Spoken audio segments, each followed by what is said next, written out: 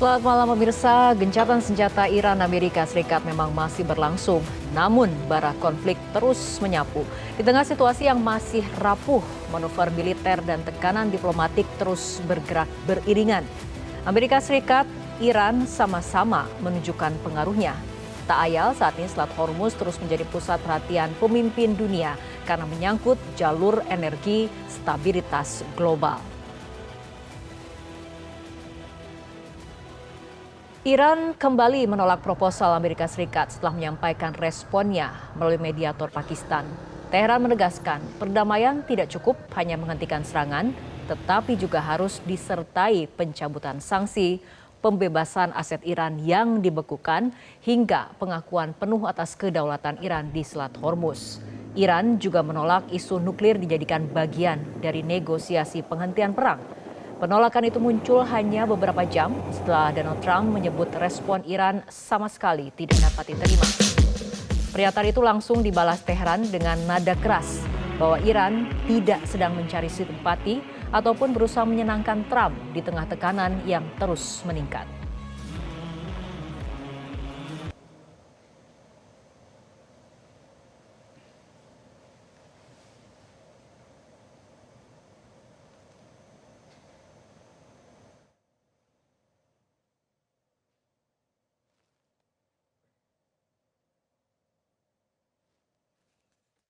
Iran has rejected the United States' proposed plan to end Washington's war of aggression, saying the plan would lead to the country's surrender to President Donald Trump's excessive demands.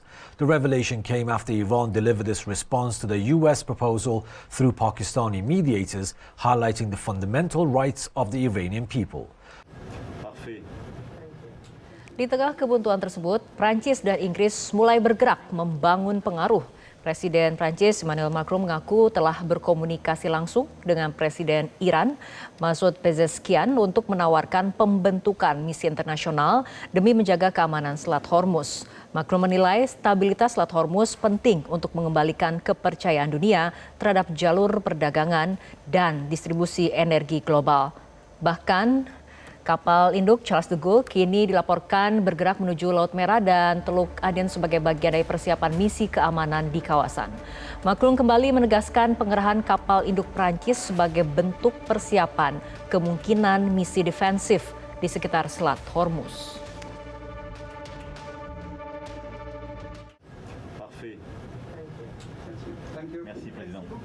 Et donc nous n'avons jamais envisagé, je vous invite à revoir depuis le premier jour toutes mes déclarations, à faire un déploiement pour réouvrir Hormuz. Ça n'a jamais été l'option de la France. Nous avons bâti une mission ad hoc, copilotée avec les Britanniques, qui a rassemblé 50 pays et organisations internationales pour permettre de manière concertée avec l'Iran et en déconflictant la chose avec tous les pays de la région et les États-Unis, d'assurer, dès que les conditions le permettront, la reprise du trafic maritime et des voies à la fois des engrais, de la nourriture, du gaz, du pétrole et des marchandises. Sementara itu sorotan dunia kini mengarah ke Beijing. Presiden Amerika Serikat Donald Trump dijadwalkan bertemu dengan Presiden China Xi Jinping pada 14 hingga 15 Mei mendatang. Dalam pertemuan yang diyakini tidak hanya membahas perang dagang, tetapi juga konflik Iran dan stabilitas energi dunia. Washington berharap Beijing menggunakan pengaruhnya untuk meredam langkah Iran di Selat Hormuz yang dinilai mengganggu jalur vital energi dunia. Menteri Luar Negeri Amerika Serikat Marco Rubio bahkan mengingatkan China akan menjadi pihak yang paling terdampak jika ketegangan terus membesar. I have a very good relationship with President Xi. We've had a great economic time. China's been great for us economically, but not for other presidents. But we've done very well with China. We're going to have a meeting with President Xi. It's going to be, I think, quite amazing. He's been a friend of mine. I've gotten along with him very well over the years. We have had no problem, and we've had no problem with China and Iran. And everybody said, "Oh, China, China." We've had no problem with China. Chinese tell him what he needs to be told, and that is that what you are doing in the Straits is causing you to be globally isolated. You're the bad guy in this. You guys should not be blowing up ships. You should not be putting mines. You should not be trying to hold hostage the global economy. I hope the Chinese bring, whether it's done privately, but I hope it's done directly, that's the message they deliver to them. As I outlined earlier today, China is an export-driven economy. Okay, I'm not here to speak on behalf of what's in the best interest of China, but it's obvious. China is an export-driven economy. That means they depend on other countries to buy. Lalu akankah pertemuan Trump dan Xi Jinping menjadi jalan meredakan ketegangan global atau justru membuka babak baru pertarungan dua kekuatan besar dunia? Bersama saya Fitri Megantara, inilah Top Issue, Hormuz membara, Trump Xi Jinping bertemu.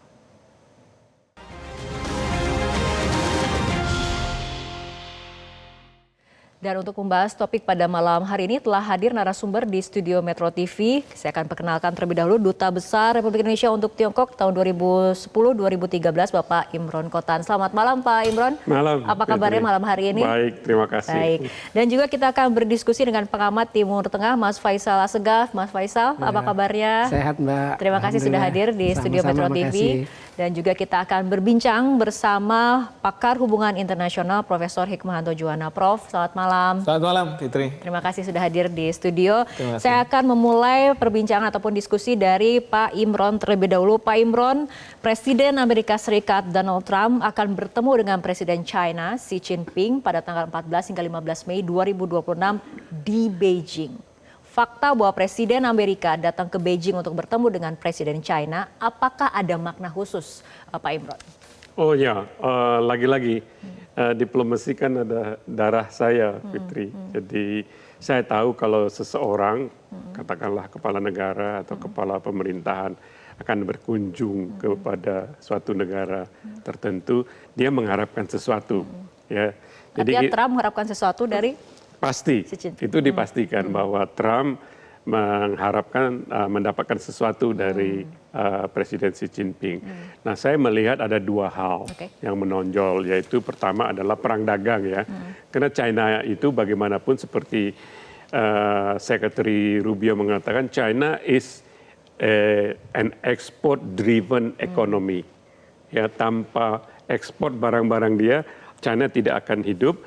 Kalau dia tidak berhasil mengekspor barang-barang, maka pertumbuhan ekonominya akan terganggu dan kemudian akan muncul unrest di dalam negeri. Jadi tentu saja agenda pertama adalah mengenai perang dagang di antara kedua belah pihak. Bagaimanapun China itu adalah an economic animal. Ya, dia selalu melihat segala sesuatu itu dari perspektif ekonomi, untung rugi.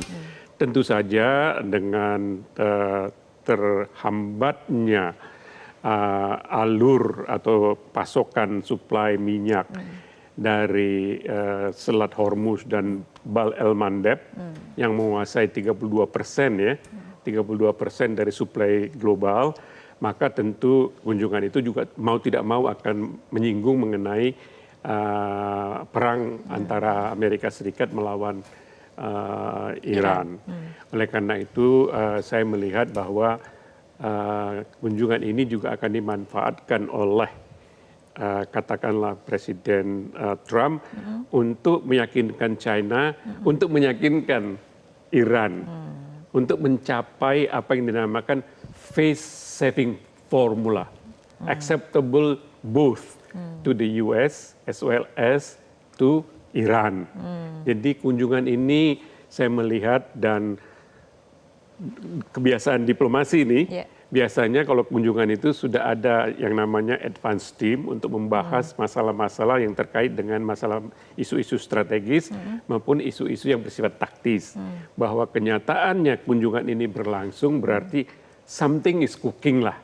Jadi saya sangat optimis kunjungan ini akan ya paling tidak bisa meredakan ketegangan untuk sementara. Oke, saya akan dengarkan pandangan dari Prof. Hikmahanto mengenai pertemuan ini dibutuhkan karena kedua negara sudah mulai saling percaya atau karena biaya dan resiko konflik ini sudah terlalu tinggi, Prof? Ya, yang pasti adalah seperti tadi Pak Dubes Imron katakan, Amerika Serikat membutuhkan tangan dari Cina untuk bisa meminta Cina agar Iran tidak menutup Selat Hormuz. Dengan mengatakan bahwa ketergantungan Cina di situ juga sangat besar, sebagaimana tadi Menlu Rubio katakan. Di satu sisi itu, di sisi lain Trump ini kan sekarang mendapat tekanan dari dalam negeri. Bagaimana misalnya Kongres di Amerika Serikat. Bahkan kalau saya lihat, Partai Demokrat itu ketika melakukan hearing dengan Menteri Perang, Menlu, itu posisinya sebenarnya seperti apa yang dikendaki oleh Iran ketika bicara dengan Amerika Serikat, dengan pemerintahan dari Trump gitu ya. Jadi Iran nggak usah banyak bicara, sudah diwakili kok sama teman-teman dari Partai Demokrat. Apa tujuan perang, berapa biaya yang harus dikeluarkan, apakah dengan biaya itu sudah tercapai tujuan dari perang, itu semua kan gitu.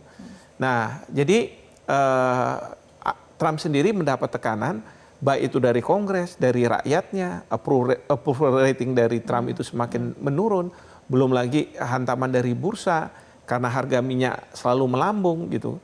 Nah ini yang kemudian Trump harus punya exit strategy agar Trump itu bisa satu dikatakan menang perang oleh rakyatnya. Sehingga dia akan bisa menyelamatkan dirinya, terutama Partai Republik, untuk tetap menguasai Kongres nanti bulan November pemilu gitu kan.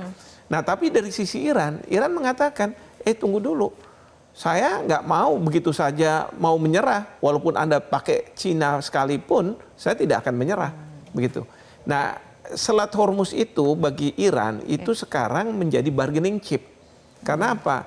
Ini yang membuat Amerika Serikat itu bisa mendapat tekanan baik dalam negeri maupun dari luar negeri. Karena apa? Harga minyak tinggi. Walaupun Trump mengatakan kita nggak butuh kok dari Selat Hormuz minyak-minyak itu. Amerika Serikat punya. Tetapi kan harus diingat, pelaku usaha mau di Amerika, dia akan merujuk pada harga pasar dunia. Kalau harga pasar dunia 100, dia masih mau jual misalnya $80, bodoh berarti kan. Nah itu yang membuat sekarang itu rakyat Amerika harus menanggung sangat besar biaya harga minyak di Amerika Serikat. Dan kemudian itu berpengaruh pada konsumsi dan lain sebagainya. Jadi dari sisi Iran, mereka akan mengatakan pokoknya saya tidak mau. Nah skenario-nya nanti gimana? Jadi kalau misalnya ternyata melalui Presiden Xi Jinping tidak bisa juga Iran kemudian mundur gitu ya. Dan Xi Jinping juga tidak mau kalau misalnya Amerika Serikat melalui tangannya dia bisa menekuk kedaulatan dari Iran. Karena apa? Dia tidak mau mengulang apa yang terjadi di Venezuela, di mana Amerika Serikat meminta agar Venezuela tidak menjual minyaknya ke Iran. Itu akan dilakukan hal yang sama. Iran tidak boleh menjual ke ke Cina. Nah itu pasti dia nggak mau. Nah oleh karena itu skenarionya kalau saya melihat Trump menyerang agak berat karena approvalnya dan anggarannya dari mana.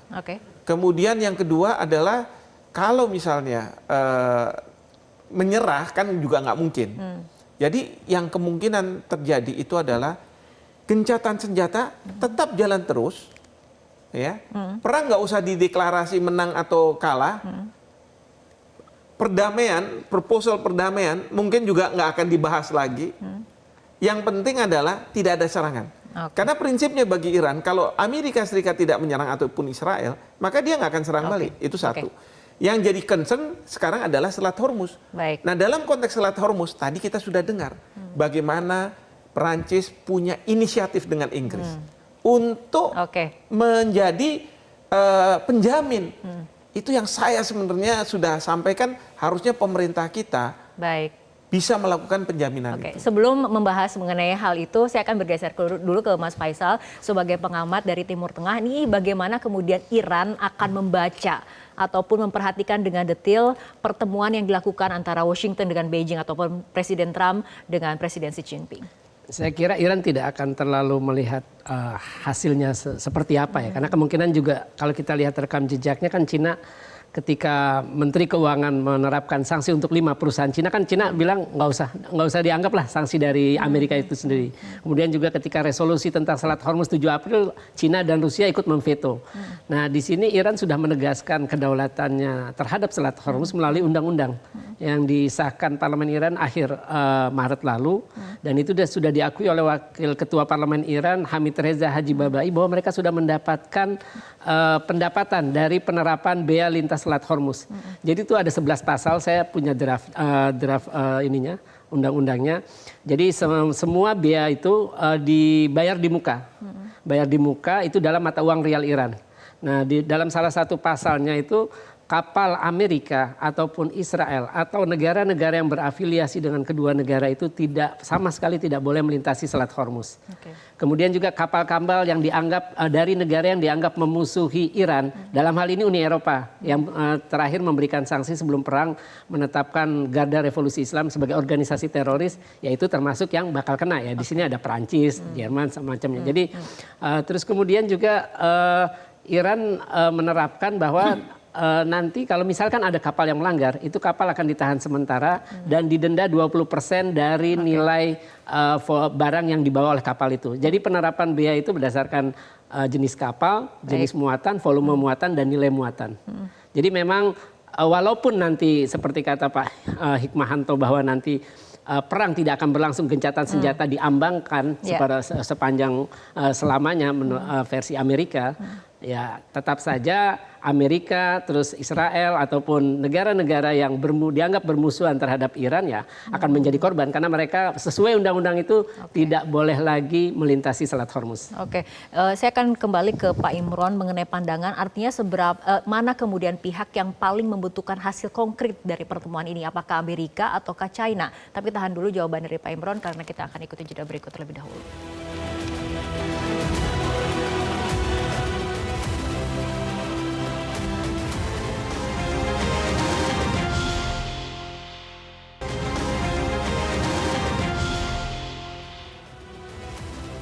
Dialog kembali kami lanjutkan.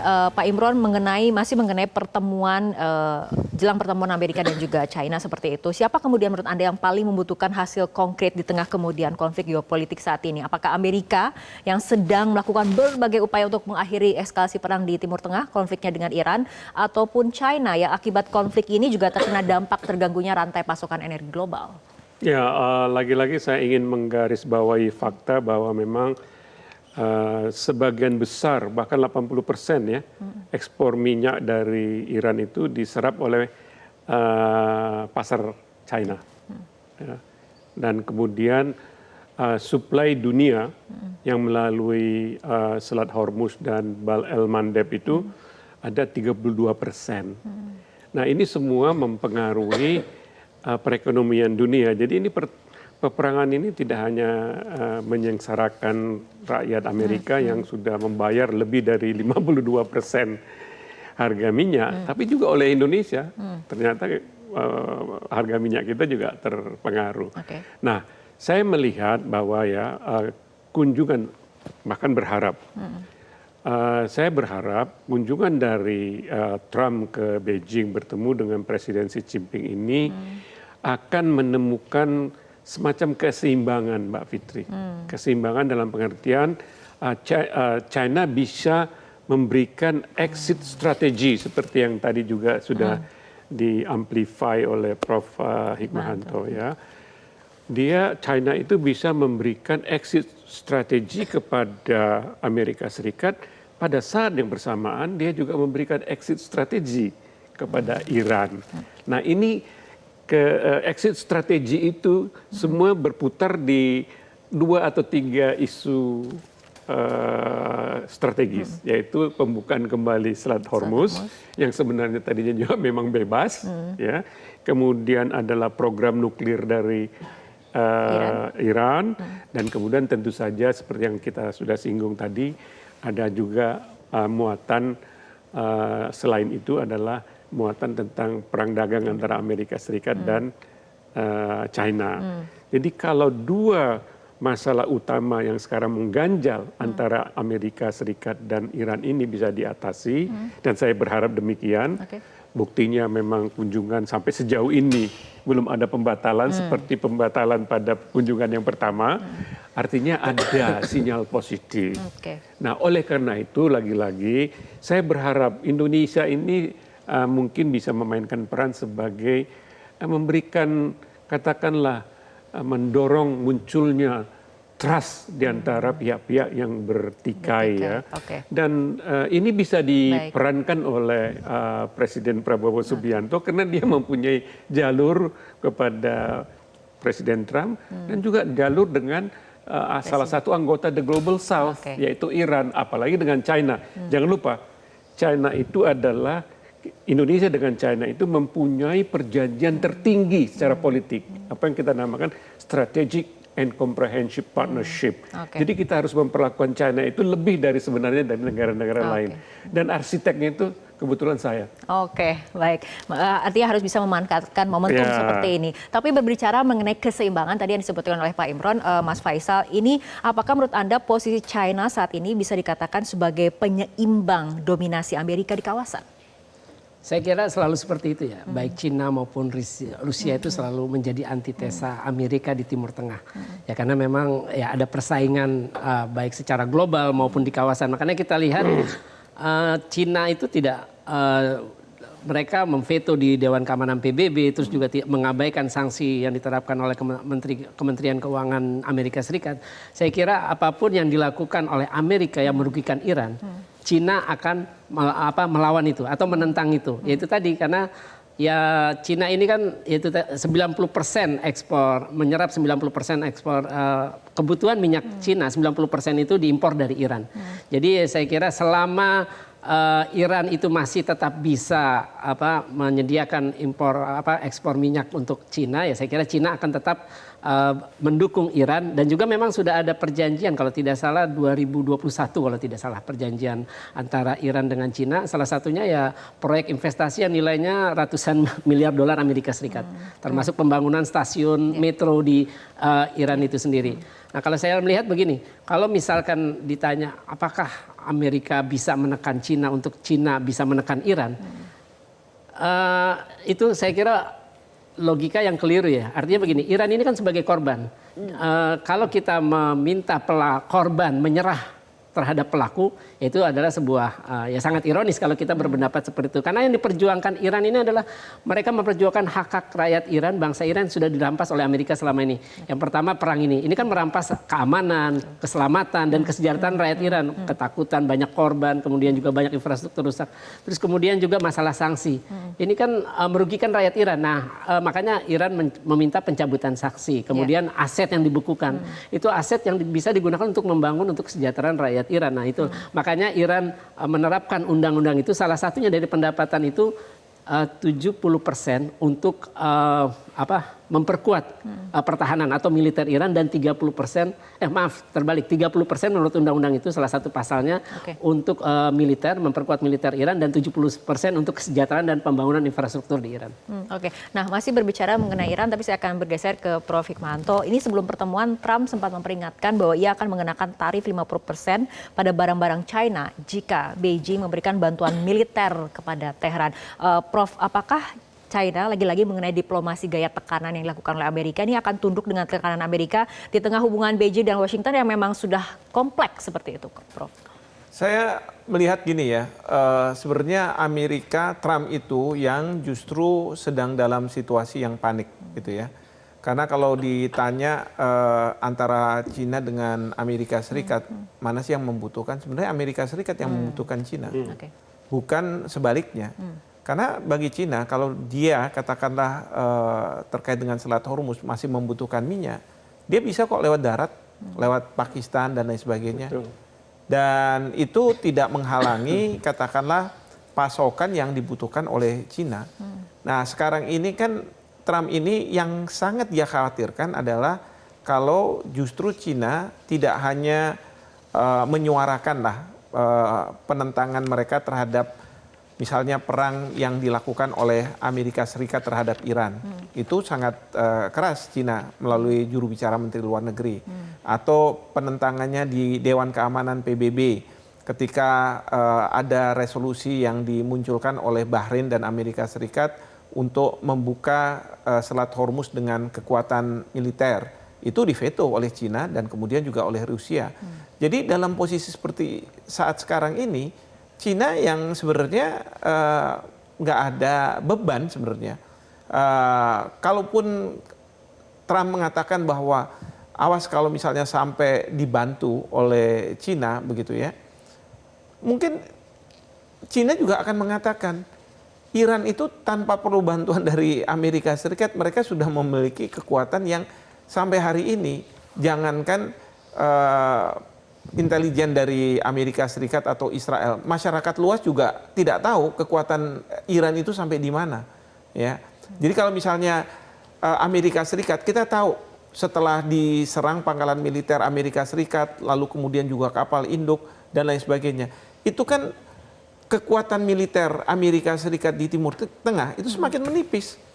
Nah, Israel juga dia sudah ada perang di Lebanon, perang di Gaza masih, dan kemudian juga di Iran, itu juga semakin menipis. Pertanyaan kita, Iran sampai seberapa tipis sih sebenarnya? Kok mereka masih tetap bertahan? Dan yang orang bingung juga adalah masyarakatnya juga masih bisa bertahan, masih bisa hidup. Jadi, dan mereka dengan gagahnya katakanlah mengatakan, silahkan kok Amerika Serikat kalau mau menyerang, kami siap untuk menghadapi. Nah, ini yang orang juga bertanya-tanya, apakah seperti model Trump, cuman kartu truf aja, atau sebenarnya memang dia mempunyai kekuatan itu. Nah, jadi menurut saya justru kalau Trump mengatakan ada dugaan Cina akan mengirim senjata gitu dan akan mengenakan tarif gitu, Cina akan mengatakan ya kita ngomong datar-datar aja pada waktu bertemu di Beijing nanti. Tidak akan ada pembicaraan yang substantif gitu ya, terutama dalam kaitan dengan Iran. Saya rasa itu. Oke, Pak Imron, ini mengenai peran dari China, peran dari Beijing dalam isu Iran, menurut Anda apakah akan jauh lebih luas atau terbatas? Artinya membantu meredakan risiko, tapi bukan menjadi perpanjangan tangan strategi dari Amerika seperti itu? Saya kira tidak ya, karena China ini selalu meletakkan dirinya sebagai pemain global yang responsible. Itu satu. Artinya dia tidak akan mungkin mudah ditekan oleh Amerika Serikat. After all, China itu the second largest economy in the world kan. Jadi nggak gampang lah menekan China itu oleh Amerika Serikat. Yang kedua, dia pemegang kunci apa yang saya sebut selalu katakan global consensus. Karena Iran ini kan ingin men-seal, artinya menutup kesepakatan apapun itu nanti dengan Amerika Serikat dan Israel dengan apa yang dinamakan resolusi Dewan Keamanan PBB. Nah, resolusi Dewan Keamanan PBB itu hanya bisa dibawa oleh negara pemegang veto kan. Nah, China itu adalah salah satunya bersama dengan Amerika, Perancis, Inggris, dan Rusia. Artinya dia salah satu pemegang terbentuknya apa yang dinamakan global consensus. Nah, kalau nanti saya berupaya berimajinasi, kalau nantinya ada kesepakatan keluar dari pertemuan Xi Jinping dengan Trump, itu mestinya dibawa ke Dewan Keamanan PBB untuk dijadikan sebagai konsensus global, sehingga nanti kalau terjadi pelanggaran itu adalah merupakan tanggung jawab dari Dewan Keamanan PBB. Jangan lupa, resolusi Dewan Keamanan PBB itu mengikat secara hukum. Jadi tentu apabila pihak A atau pihak B melakukan pelanggaran, sanksinya A, B, C, dan D. Jadi dengan demikian, dua-dua pihak, Amerika Serikat, Israel, ya tentu Amerika Serikat, Israel, dan Iran itu bisa dengan tenang menuju masa depan yang lebih tertib. Karena selama ini kalau ada apa-apa, Amerika serang. Kalau ada apa-apa, Israel serang. Tidak ada jaminan. Tapi kalau ini dijamin oleh yang namanya resolusi Dewan Keamanan PBB, maka saya yakin konflik ini bisa selesai lah. As long as Amerika Serikat juga mundur sedikit, Iran juga mundur sedikit, sehingga terjadi titik tengah. Dengan demikian perdamaian dunia bisa kita jaga. Oke, soal titik temu Pak Faisal, saya akan tanyakan tanggapannya, tapi kita ikuti jeda berikut terlebih dahulu.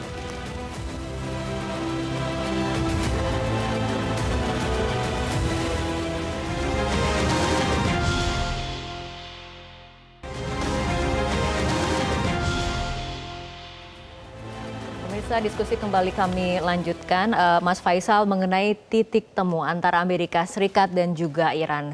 Selama ini kita lihat faktanya bahwa proposal perdamaian saja kemudian saling berbalas untuk ditolak, bukan diterima seperti itu. Nah, ini titik temu yang bisa diterima oleh Amerika dan juga oleh Iran terutama, bagaimana? Kan Iran sudah menyatakan bahwa mereka mau membuka Selat Hormuz kalau blokade laut Amerika terhadap pelabuhan Iran dicabut. Nah, saya kira itu titik temu yang pertama ya. Kemudian kedua yang uranium.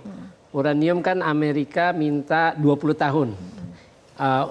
Penghentian proses pengayaan uranium, proyek pengayaan uranium Iran. Tapi Iran minta 5 tahun. Nah, Amerika sudah menurunkan menjadi 12 tahun. Saya kira harusnya Amerika ya tidak lagi menuntut itu karena memang kecurigaan Iran untuk memproduksi senjata nuklir itu tidak pernah terbukti. Bahkan itu disampaikan minggu pertama perang, Direktur IAEA, Badan Tenaga Atom Internasional, Rafael Grossi bilang, tidak pernah ada bukti Iran ingin memproduksi senjata nuklir. Nah, terus yang kedua, apa sih indikasi Iran tidak pernah mau memproduksi senjata nuklir? Mereka tergabung dalam NPT, Non-Proliferation Nuclear Treaty. Sedangkan Israel yang selama ini diyakini dunia memiliki senjata nuklir itu kan tidak pernah mau bergabung dengan NPT. Bahkan terakhir ada 30 politisi anggota Kongres dari Partai Demokrat meminta kepada pemerintahan Trump untuk meminta kepada Israel untuk membuka, ayo buka dong senjata nuklir Anda ada berapa? Karena saya pernah wawancara salah satu pembocor nuklir Israel, Mordechai Vanunu, itu 2004 saja. Saya wawancara Juli 2004. Itu Israel waktu itu dia bilang sudah punya 200 bom nuklir. Itu 2004. Jaraknya sekarang kan udah 22 tahun. Terus kemudian juga saya kira yang titik temunya kan Iran minta jaminan nggak akan diserang lagi.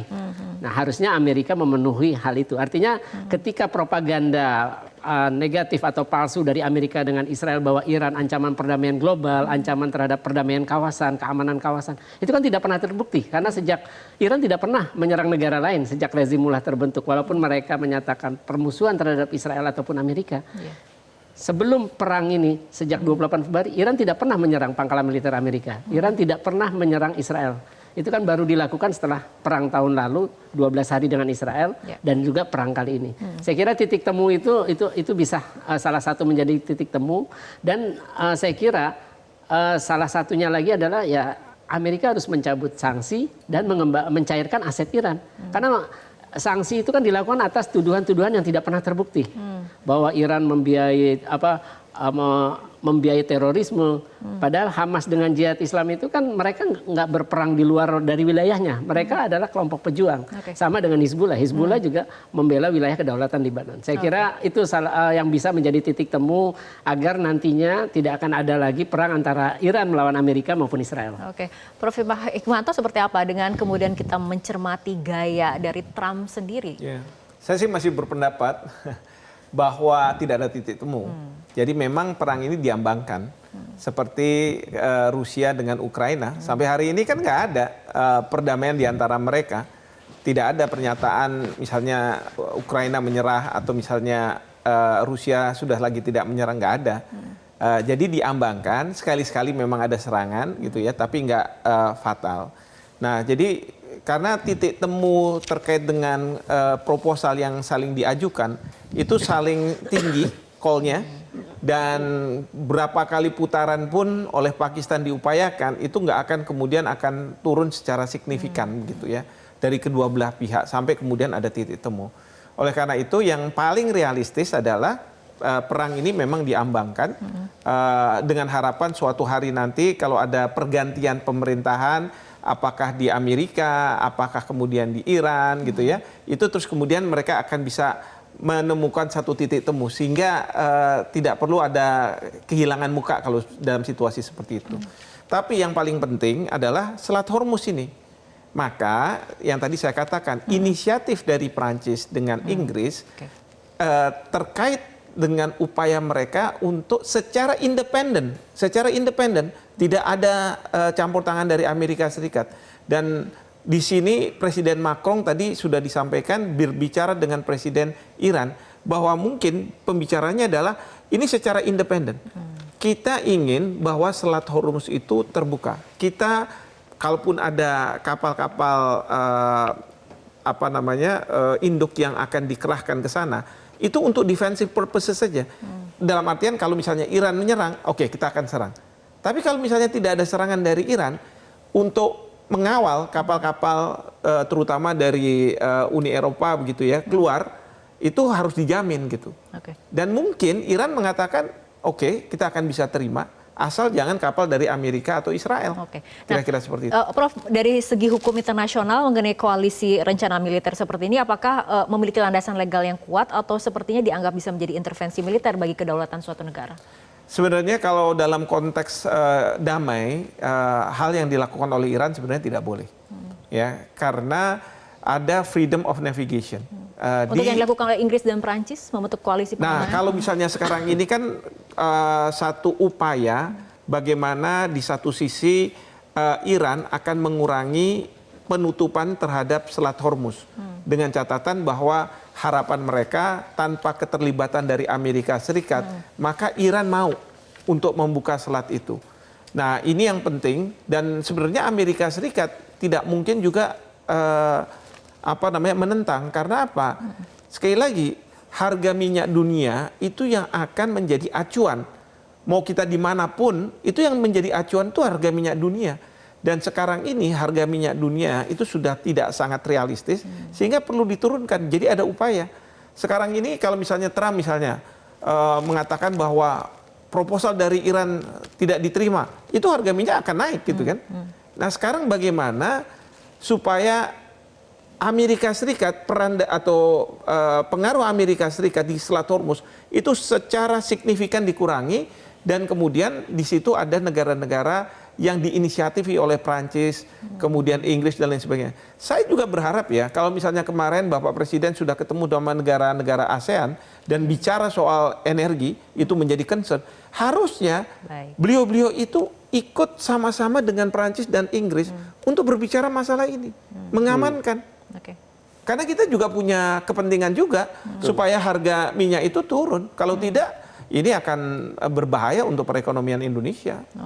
Baik, kembali ke Pak Imron karena Pak Imron kemudian pernah menjadi duta besar untuk China seperti itu ya. Artinya kartu as, kartu truf yang dimiliki oleh China dalam pertemuan nanti dengan Presiden Trump sebetulnya apa sih Pak? Yang kemudian mungkin bisa menjadi penentu arah dari pertemuan ini nantinya. Ya, kartu truf yang bisa ditawarkan oleh China itu adalah dia akan menawarkan jalan keluar bagi Amerika Serikat itu untuk menyelesaikan peperangan ini dan kemudian menyelamatkan masa depan dari Partai Republik dan juga Presiden Trump kalau kita kaitkan dengan midterm election. Dan ini juga ya Mbak Fitri, Amerika apapun yang akan terjadi setelah perang ini akan menjadi terisolasi. Pertama, NATO dan EU countries itu tidak bersama mereka gitu. Bahkan aspirasinya itu mirip dengan Indonesia dan negara-negara pencinta damai lainnya gitu. Mereka pertama tadi sudah ditekankan oleh Macron bahwa dia tidak melihat bahwa ini solusinya adalah solusi militer ya. Dia oleh karena itu kalau Amerika Serikat dalam hal ini Presiden Trump tidak melihat celah ini bahwa dia terisolasi dari negara-negara NATO bahkan dari negara-negara EU dan the rest of the world, maka dia akan kehilangan momentum. Oleh karena itu saya yakin pertemuan ini nanti akan berbuah positif karena Presiden Trump ini juga kalau dia kembali dan memperpanjang timeline dari peperangan ini, dia akan tertekan di midterm election. Jadi mau tidak mau dengan dia terisolasi dari apa yang kita namakan Pacific Partnership dengan negara-negara EU dan NATO, satu, dan kemudian dia juga menghadapi kesulitan untuk mengatasi peperangan ini yang ternyata memang tidak bisa juga dimenangkan secara mutlak, maka dia akan terpojok apabila dia keluar dari Beijing membawa hasil yang hampa. Oke, artinya Beijing nampaknya lebih nyaman karena bisa memainkan permainan jangka panjang ya. Kalau Trump kemudian kan ada tekanan pemilihan paruh waktu tadi, midterm election tadi ya, seperti itu. Baik, kita akan lanjutkan kembali perbincangan Bapak-Bapak, tapi kita ikuti jeda berikut terlebih dahulu.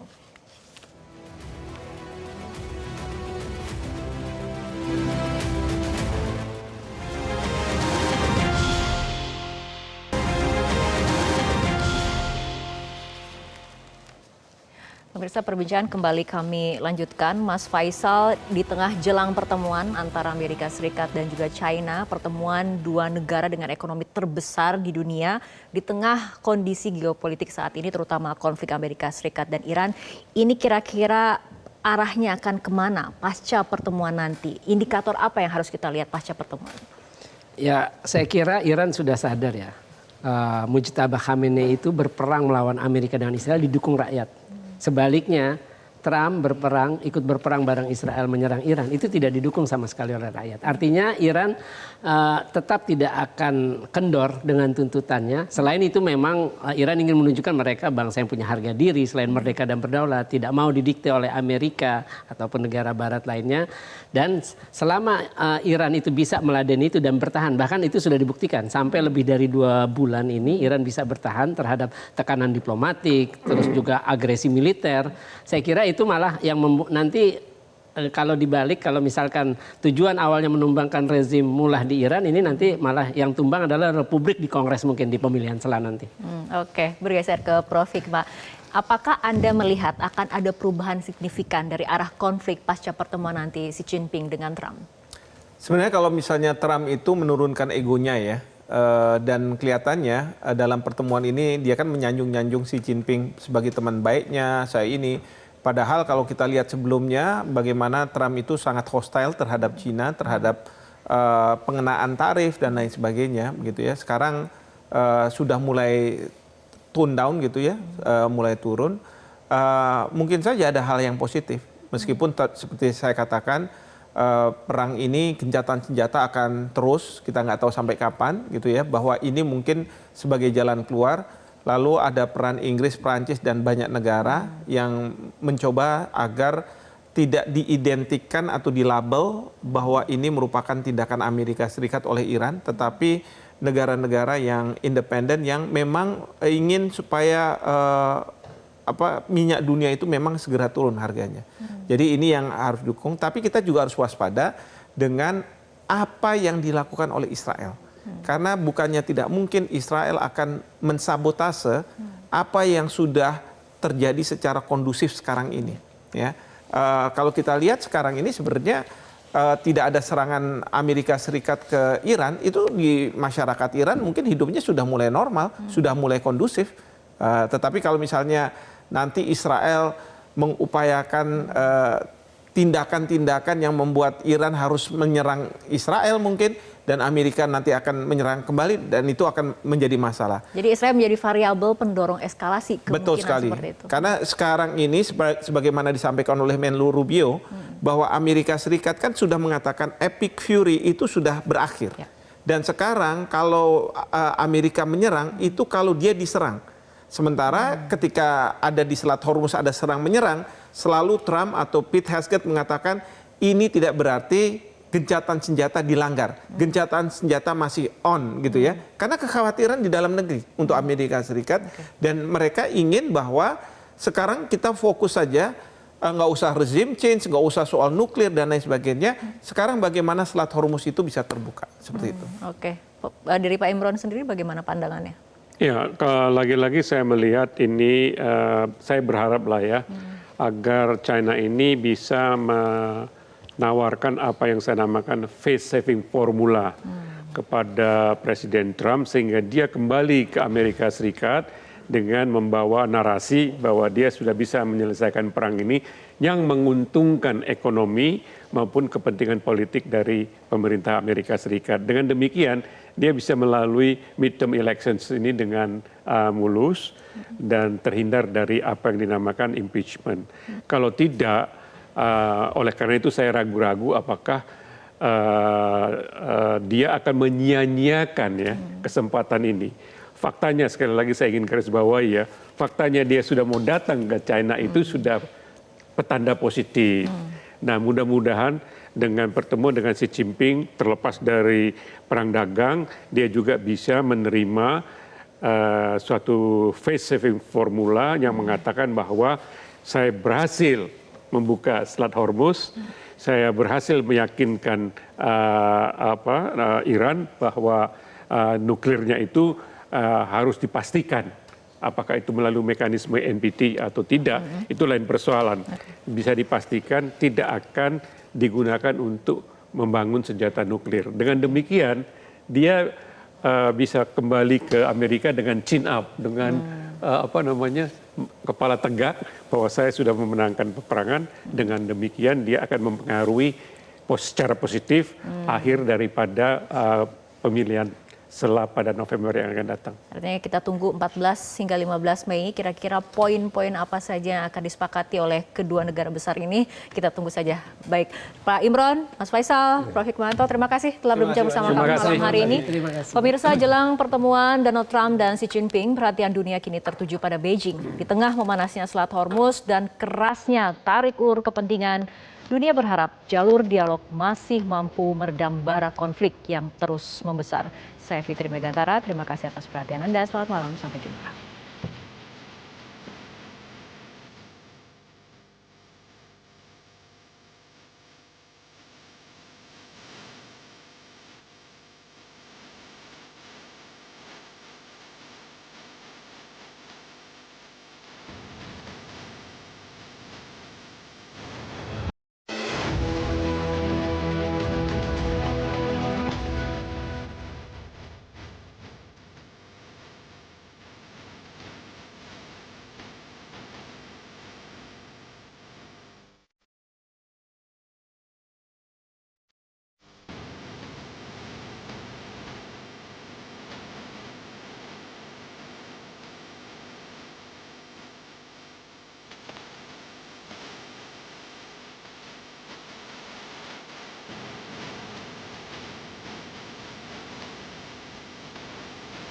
Jelajahi cara baru mendapatkan informasi. Download Metro TV Extend sekarang.